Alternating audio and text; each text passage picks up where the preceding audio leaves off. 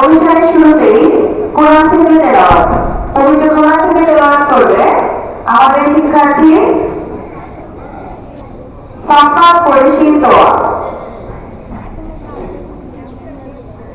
আসসালামু আলাইকুম ওয়া রাহমাতুল্লাহি ওয়া বারাকাতুহু।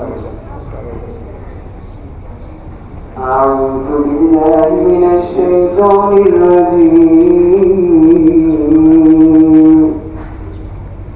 বিসমিল্লাহির রাহমানির রাহিম।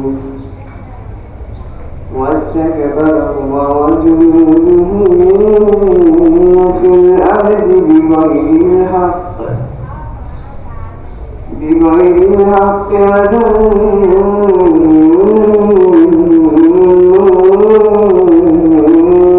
أنهم إلينا لا يرجعون فأخذناهم وجنوده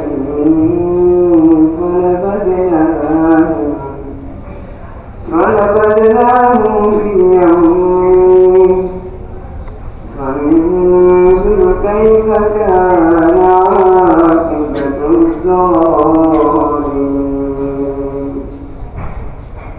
وجعلناهم أئمة يدعون إلى النار ويوم القيامة لا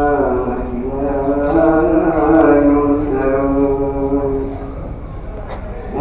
وأتبعناه في هذه الدنيا لعنة ويوم القيامة من المقبوحين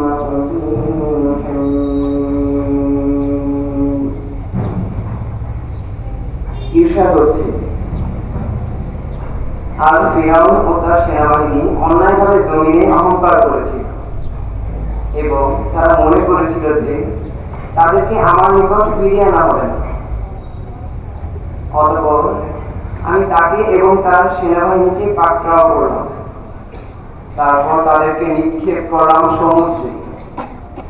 অতএব দেখো জালিমদের পরিণাম কিরূপ ভয়াবহ হয়েছিল।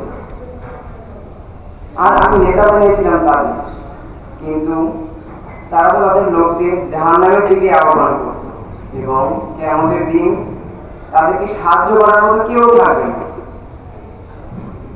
এই জমিনে আমি তাদের পেছনে তো অভিসম্পাদ লাগিয়ে দিয়েছি এবং কিয়ামতের দিন তো তারাই হবে সবচাইতে ঘৃণিত।